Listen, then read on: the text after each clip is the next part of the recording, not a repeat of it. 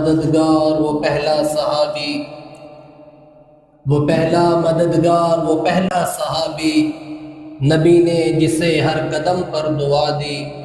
وہ افضل بشر بعد از انبیاء ہے، وہ جانے صداقت وہ جانے وفا ہے۔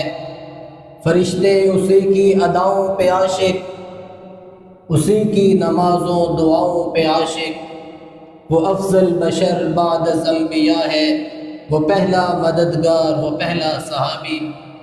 میرے انتہائی محترم بھائیوں، دوستوں، عزیزوں، آج کا ہمارا موضوع سیدنا صدیق اکبر وارث مصلی رسول جناب سیدنا صدیق اکبر رضی اللہ تعالیٰ عنہ کے حوالے سے ہے۔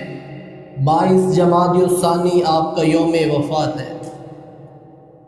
کائنات میں جناب صدیق اکبر وہ عظیم ہستی ہے کہ جن کے چرچے آسمانوں پر بھی ہیں، اور جن کی عظمت اور ان کی بلندی کی شاہد یہ زمین ساری ہے۔ حضرت صدیق اکبر وہ عظیم المرتبت صحابی ہیں کہ جن کے بارے میں اللہ جل جلالہ خود قرآن پاک میں فرماتے ہیں وَيَتَجَنَّبُهَا الْأَتْقَى۔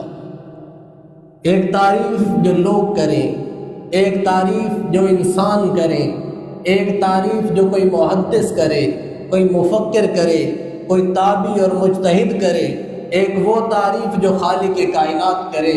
جناب صدیق اکبر کے بارے میں اللہ نے فرمایا وَيَتَجَنَّبُهَا الْأَتْقَى، ہم نے جہنم سے دور کر دیا ہے متقی اور پرہیزگار یعنی ابو بکر صدیق۔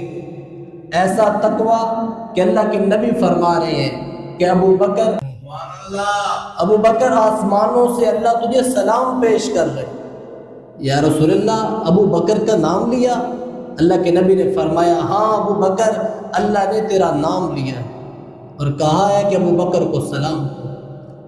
ایسا عظیم صحابی، اللہ کے نبی علیہ السلام نے فرمایا میرا زمین پر 2 وزیر ہیں اور عرشوں پر میرے 2 وزیر ہیں۔